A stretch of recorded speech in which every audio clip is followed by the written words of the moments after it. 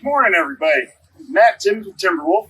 Today I'm going to take you through how we build our 5-inch cylinders. So if you come on into the shop, I'll show you how it's done. I'll take you through some of the components here. This is our end cap. This is what goes into the clevis on the processor or the log splitter. This is the gland. Our seals go inside here. And I'll take you through those seals in a minute. And that keeps the cylinder rod from coming in contact with the cylinder body and also withholds the 3,000 psi of pressure. This is our gland housing. You can see here we have a nice big 1-inch hole to let the fluid out of the rod side of the cylinder. And then it has a seal seat for the gland seal and the body seal right there. And then we have our gland retainer. And this holds the gland in place so it doesn't pop out under load. It's all built out of high quality steel, machined right here in Syracuse, New York. So we have 3 different kinds of seals here. We have our OD O-ring seal, and this is used in 3 places. It's used on the body, on both the top and the bottom. And it goes into this seat right here. And then we have our backup ring, and this sits behind the O-ring seal.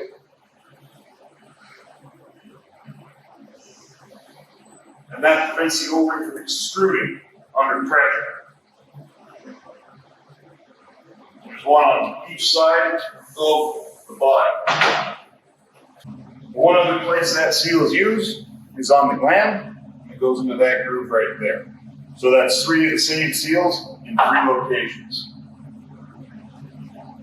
While we have the gland in hand here, we use high-density PTFE plastic wear rings. This provides, when combined with the lubrication of hydraulic fluid, a long life on the cylinder. Keeps steel from steel, makes it fully rebuildable as well. Those wear rings slot in there, so they're 1/2 inch thick by 1/8 inch, and they provide 1 full inch of wearing surface. They just snap right in there. Then we have 2 seals. We have our U seal, which is our main high pressure seal, and we have our wiper seal. The purpose of the wiper seal is to keep contaminants out of the cylinder. It'll make contact with the rod and create a seal from outside in, and then this U seal keeps hydraulic fluid inside under pressure. So the U seal goes in first. So when this goes into the body, the wear rings are always on the inside. So you take your U seal with your O-ring facing towards the wear ring, and you put that inside the groove as such. And then you take your wiper seal. Now the wiper seal is trying to keep contaminants out of the cylinder. So you take that bevel right there and you put that to the other side, and that sits in the groove. And that's a fully assembled gland right there. We've got our body taken care of. Now this body is made out of 1/4 inch wall material. It's 5-inch OD, honed, as you can see. So very, very smooth surface. And then inside the body, this piston goes. Now this piston is 4.5 inches in diameter, chrome, and it has a welded on piston down here. It's a hollow tube. So that makes it lightweight, and it also provides us a cushion. Because of the big size of this bore, the retract speed is quite fast, and having that fluid on the inside cushions it so you don't get a shock load at the end. A piston, we again have wear rings. They're the same type of wear rings that go on the gland. They're just a little bigger diameter to meet the piston. And they sit in these 2 grooves here.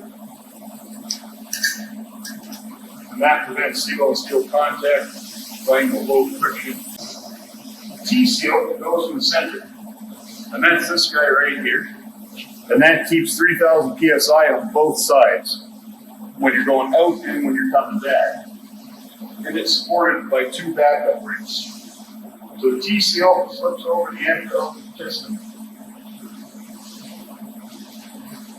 That sits in that groove there. And then you take your backup ring. One goes on the back side, and and then one goes on the front side. And that there is all of our seals installed. So the next step is to put the cylinder together. We take this 1.25 pin, slide it through the holes. Make sure the block's in the right position. Okay. Now, our cylinder bodies, one side has a bevel to accept the piston, and the other side is square cut. So you want to make sure you put the square cut into the end cap. And then gently press it in. You can see now that O-ring is completely inside the housing, right there. You want to make sure it's not gapping anywhere. It's good to go. Next step is take the piston. We're going to drop it in there. First, we want to lube it up. 46 weight standard hydraulic oil is what we use in all of our machines. We're going to liberally apply some on the wear rings. This just helps in assembly so it smooths smoothly over that bevel that I just showed you. And then we're going to put some up here as well. Just make sure everything goes smooth.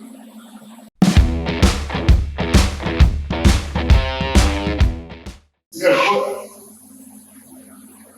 put our gland housing on. Just slip that right over the top.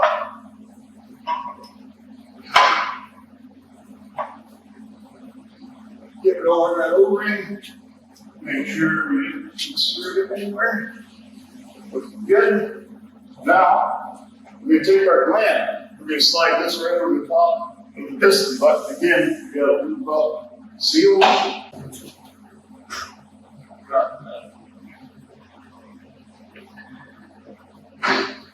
Okay.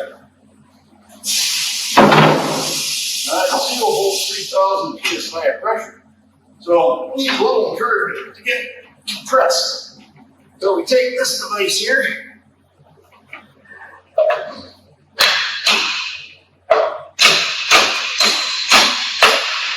Send it home.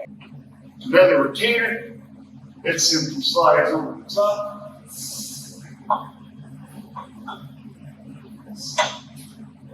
Then we're going to take our 5/8 threaded rod.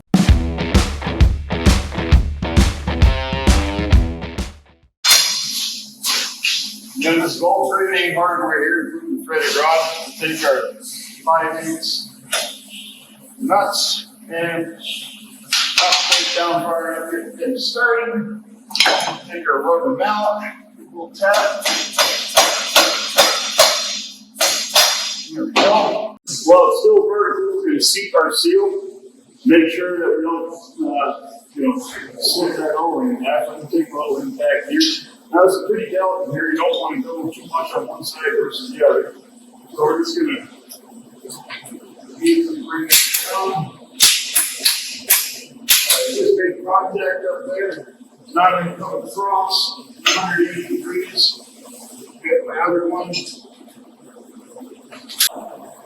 Next thing to take it down is pretty heavy. About 200 pounds. I'm going to take that for a Alright, so now, this is about done. Our last thing to do, we're going to torque each one of these bolts to 159 foot-pounds. So I've got my impact living in here at 100 foot-pounds, so I'm going to start with that, and I'm going to finish it up with my torque wrench right here. Now, when I did it vertically, I only had 2 done, so I'm going to tighten the ones that I didn't touch first.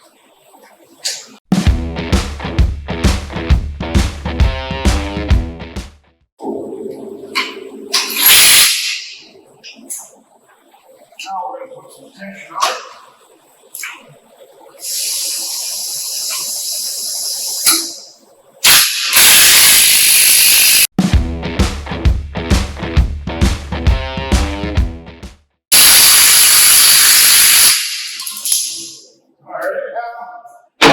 Final set, 159 foot-pound torque.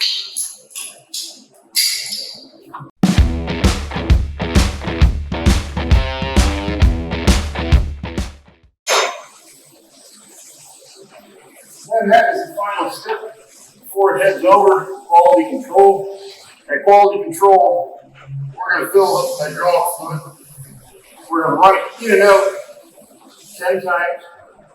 And every time we hit the end, we're going to hit 3,000 psi. We're going to hold it there for 10 seconds. Make sure all the seals are seated, and that the cylinder is in good condition when it arrives at the customer.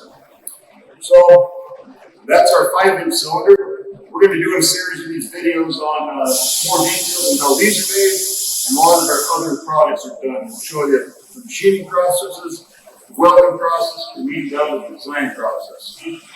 Timberwolf, we really stand for we're built in America as much as possible by Americans for Americans. And that's what stands us apart from a lot of the other log splitter companies. So thanks a lot for watching, and we'll see you next time.